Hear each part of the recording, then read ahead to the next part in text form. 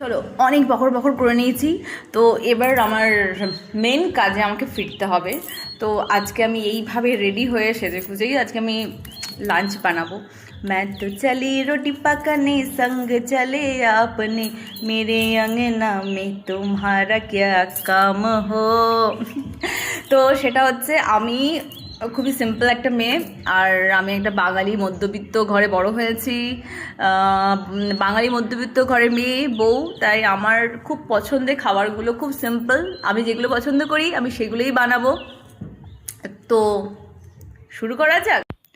দেখো, আজকে আমাদের পুকুরে ধরানো হয়েছিল মাছ। না না না, আমার জন্মদিন উপলক্ষে না, আমাদের গ্রামে বসন্ত উৎসবের মেলা চলছে, তো তার জন্যই আমাদের পুকুরে ধরানো হয়েছিল মাছ।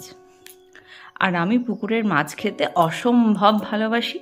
আর যেহেতু আমরা বাঙালি ফ্যামিলি থেকে বিলং করছি, তো আমাদের মাছ মানেই মানে শুভ, সেটা জন্মদিন হোক, সেটা শ্রাদ্ধ হোক, আর সেটা বিয়েবাড়ি হোক। তো মাছ যাক ধরা হয়েছে, আমার ভাগ্য ভালো। আর পেয়ে গেছি মাছের মধ্যে ভরপুর ডিম, যেটা আমার আরও পছন্দের খাবার। তো সিম্পল মেনু হয়েছিল আজকে: মাছের ঝোল, মাছের ডিমের বড়া, মাছ ভাজা, মাছের টক, আর সবগুলোই জাস্ট লোভনীয় ব্যাপার। আমি সবগুলোই নিজের হাতে রান্না করেছি। তবে হ্যাঁ, খেয়ে বলবো যে কেমন হয়েছে।